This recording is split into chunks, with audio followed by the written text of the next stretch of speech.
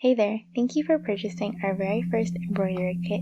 We're really excited to guide you through our very first tutorial. My name is Sarah, and this is our dog Locket, and we will be showing you how to create this beautiful design that features orchids and butterflies.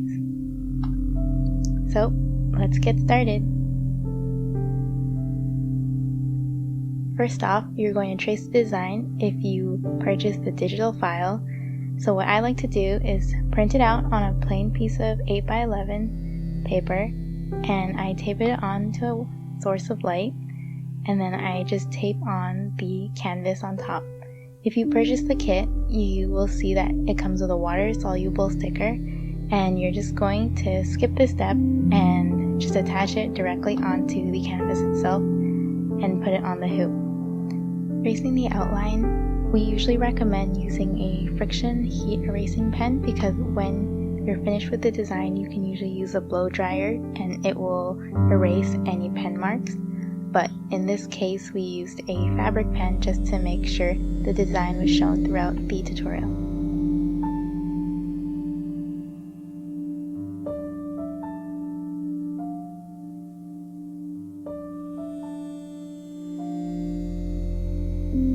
So before you actually start the orchids, you want to make sure that all your threads are split in half. Typically, floss will come in 6 strands, and after you cut it, like so, you're going to want to split it in half. This ensures that you will be creating more detail, and sometimes if you use 6 strands, it can get lost. So here I'm splitting the threads and kind of smoothing it out. Also for this tutorial, I lost my needle threader, so you're going to see me struggle a bit to fit these 3 threads within the needle.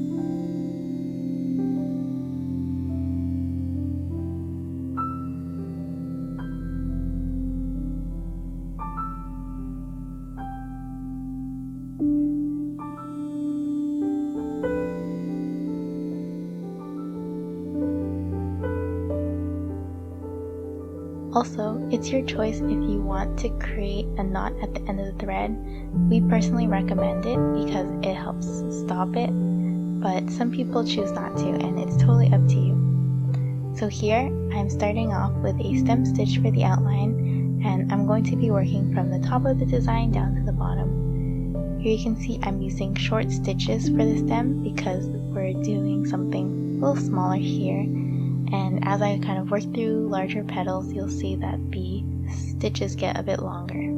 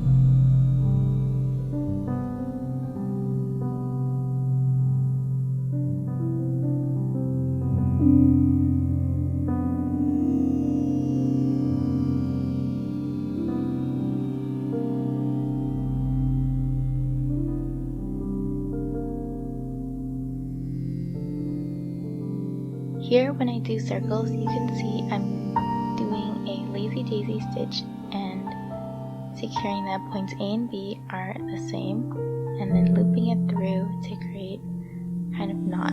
This won't create a perfect circle, but you can kind of fill this in later with the color.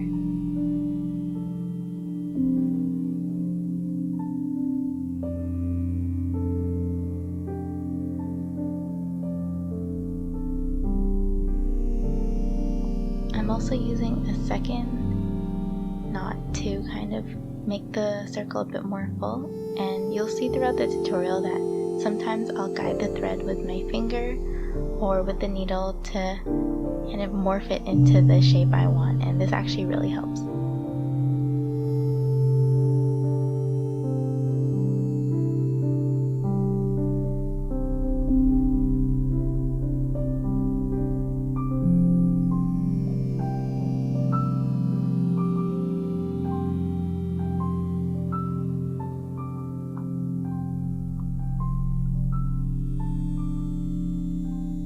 So while you can use only stem stitches for the outline, I like to kind of cheat it a bit and use lazy daisy stitches, just because sometimes I want more of a sharper edge, or sometimes it gives me more control on where the curve will be.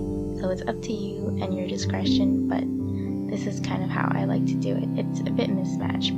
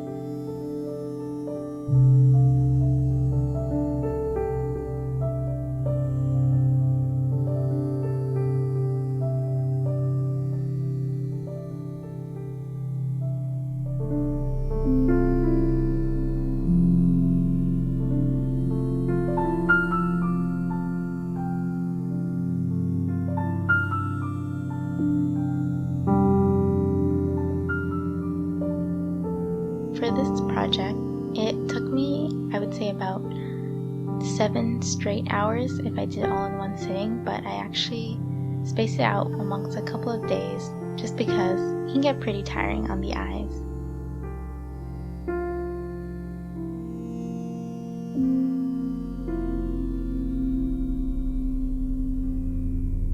So for this next step, we're going to fill in with the dark pink. Just make sure to follow the design here. It's pretty straightforward. I use a combination of long and short stitches. As you can see, I filled in some of the spots, also working from kind of down to the left and then back up. So here I'm just filling in and making sure there's space within these smaller circles I created with the line. And then later on, I'm going to use the long stitches where the broken lines are broken, and I'm going to do the short stitches where there is more of a defined outline, which you can kind of refer to in the design. This creates the kind of template for creating the gradient later between the darker to lighter pink to white.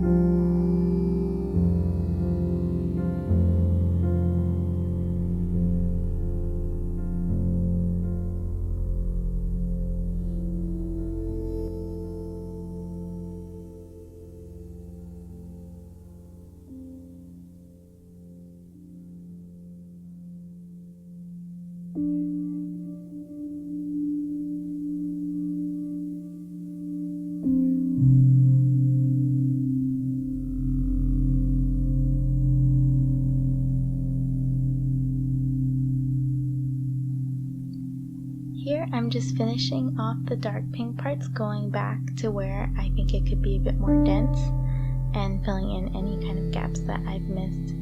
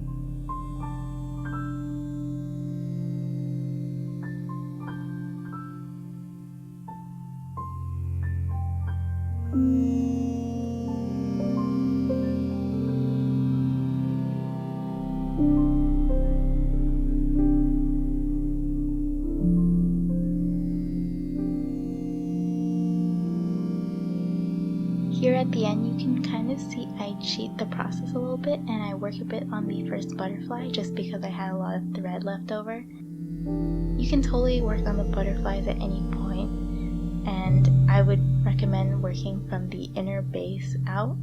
So here I'm just using the leftover pink thread to complete the inner part of the wings, but this is totally optional.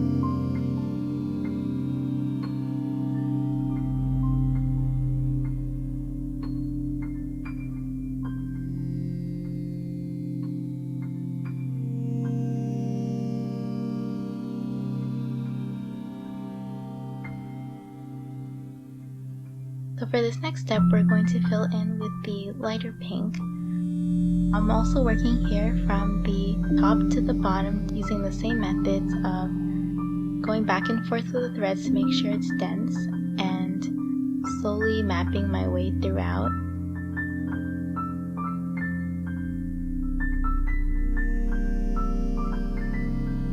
For this next section, we're going to speed it up just a bit. If you are lost at any point, definitely feel free to slow down the video, take what you need.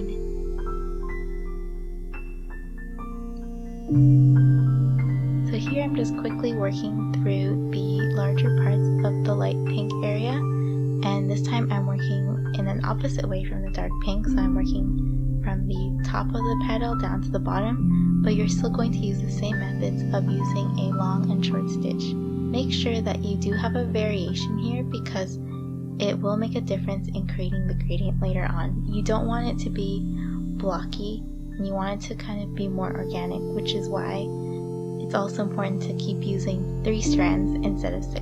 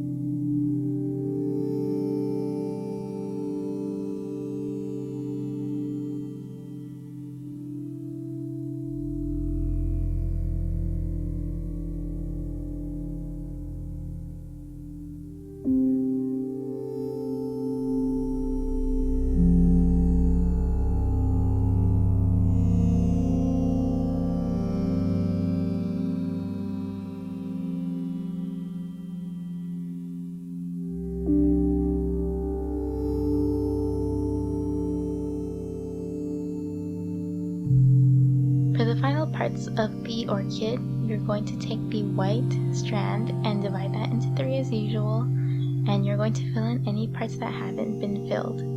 If you chose to use different colors at this point, you would take your lightest thread here.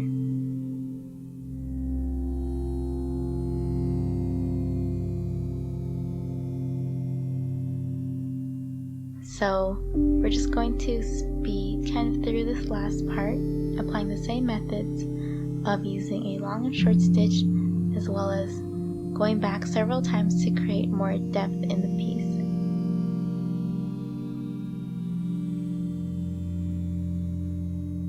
When you're creating a gradient, you want to get in the middle of the other darker color and make sure that your stitches are really straight here.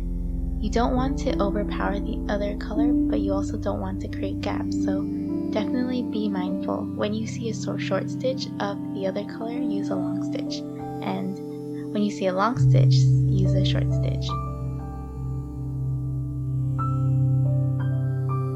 Here it's really important just to be mindful, which is a great way to kind of center your focus on what you're doing in the present moment.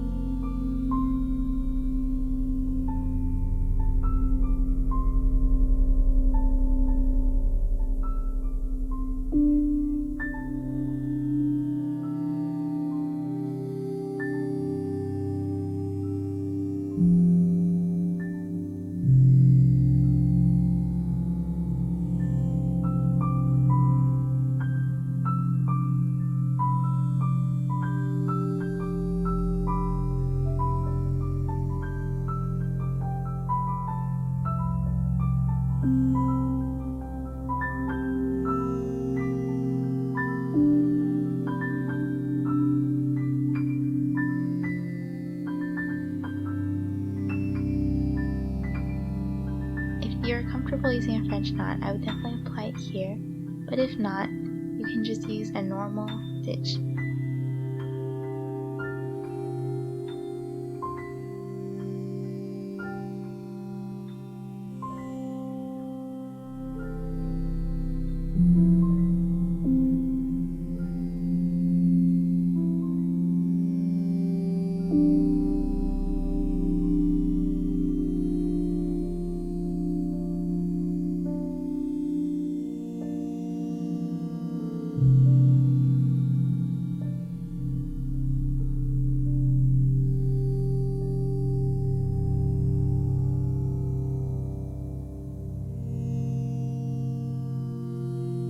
At this point, you can really see the orchids come to life as you create those gradients and go back with the thread to make it more dense.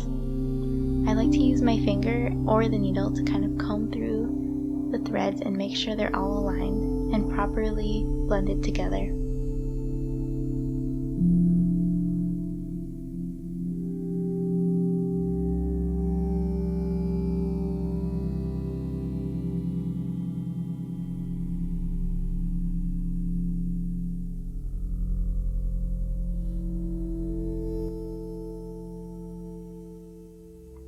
Here I'm doing a little cheat again, and I'm working on that first butterfly with all the white thread that I have left over, and I'm working on the body. So making sure that you have the base and the body of the butterfly is really important before working on any parts, but I'll get to that later when we're actually going to be doing the butterflies. I just don't want to waste white thread here.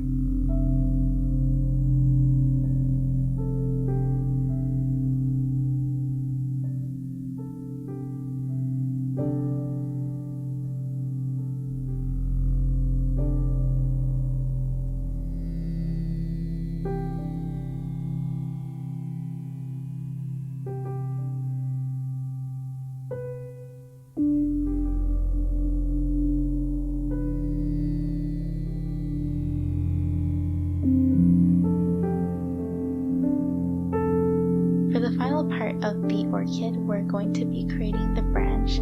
Because I wanted an organic look here as well, I don't cheat it and I don't do just a regular sand stitch, but I do a similar combination of long and short stitches.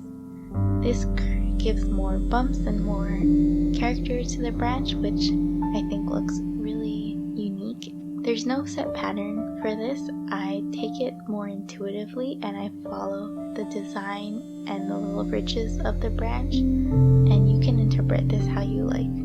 There's no right or wrong way to do this as well. So if you wanted to do a chain stitch or maybe even some French knots, definitely go ahead. This is your piece, and how it looks in the end is totally up to you.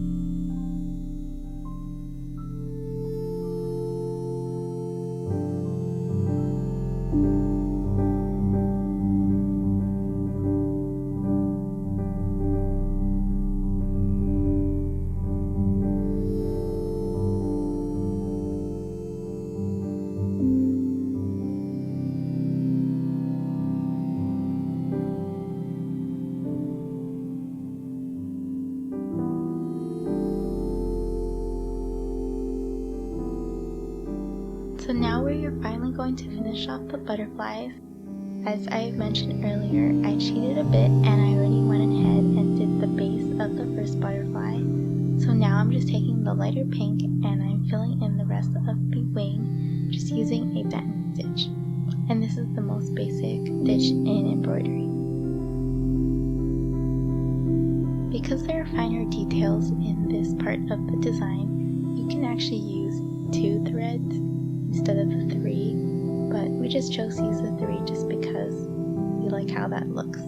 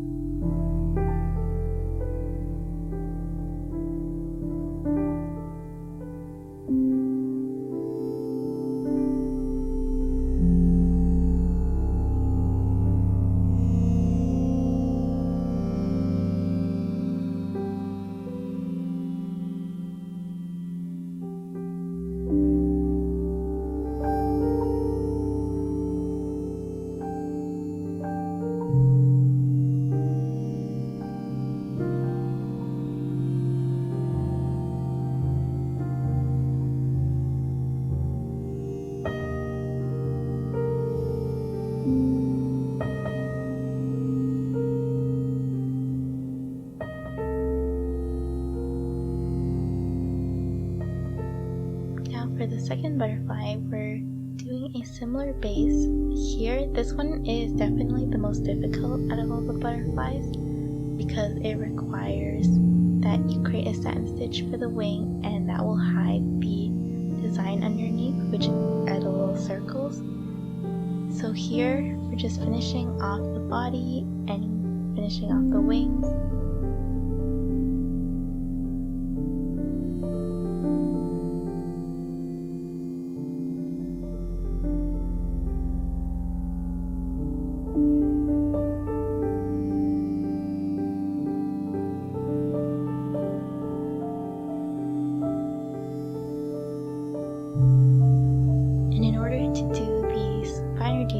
You definitely have to reference the design for this, but you can also freehand it. So what I actually did was, because I know the design so well, I freehanded it, but it's up to you.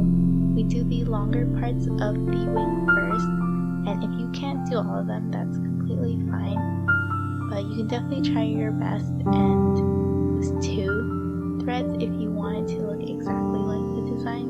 So here, kind of going in between the pink threads and going over it as necessary.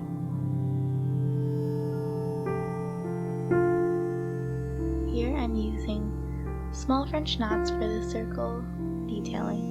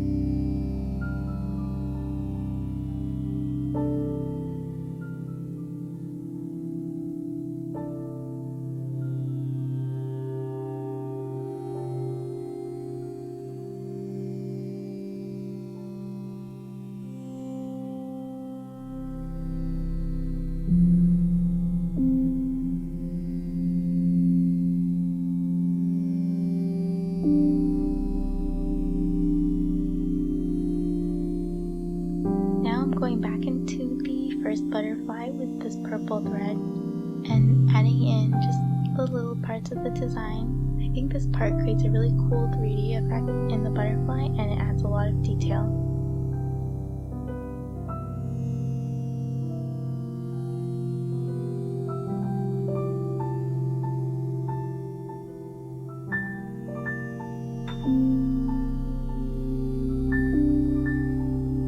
off the body of the butterfly, I use a lazy daisy stitch at the end to ensure that the curve is just how I like it.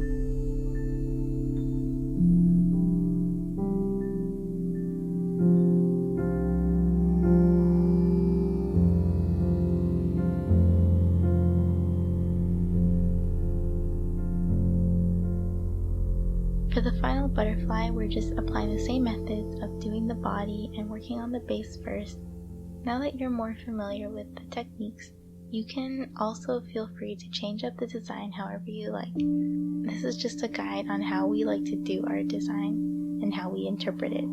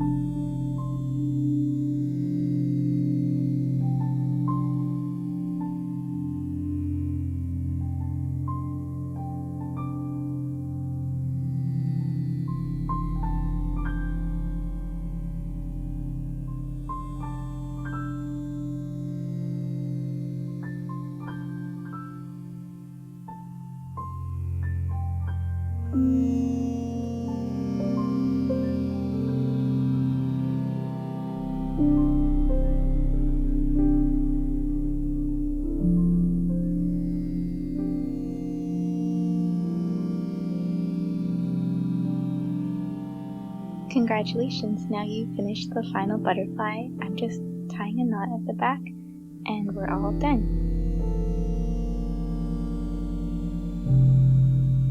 So with your final product, you can frame it or you can keep it in the hoop depending on what you want. So here we're going to finish up the hoop so that we can hang it. I'm just taking out the hoop and adding on that second fabric to the back, and then I'm placing it back into the hoop and securing it tightly. Make sure to pull on the sides gently in order to get rid of any creasing that may occur when you do this.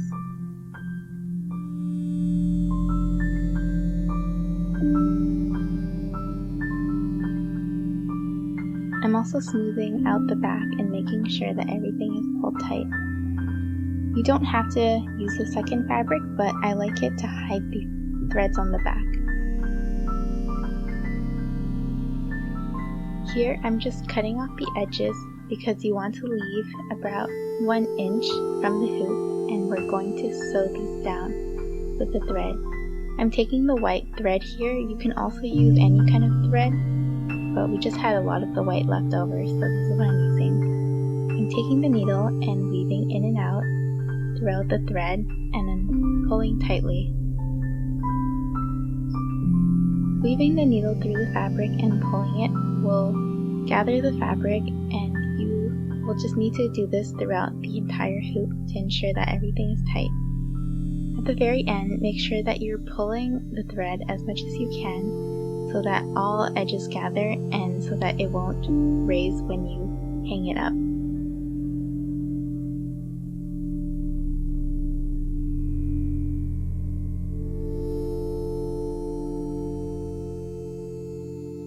Here I'm going over and over with the thread at the end to make sure that it won't loosen.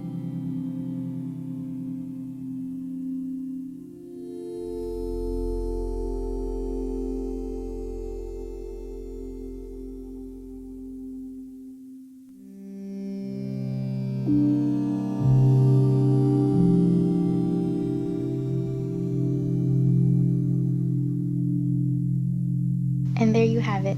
Thank you so much for joining us and completing your first embroidery kit with us. We hope you enjoyed and that you're proud of what you've accomplished.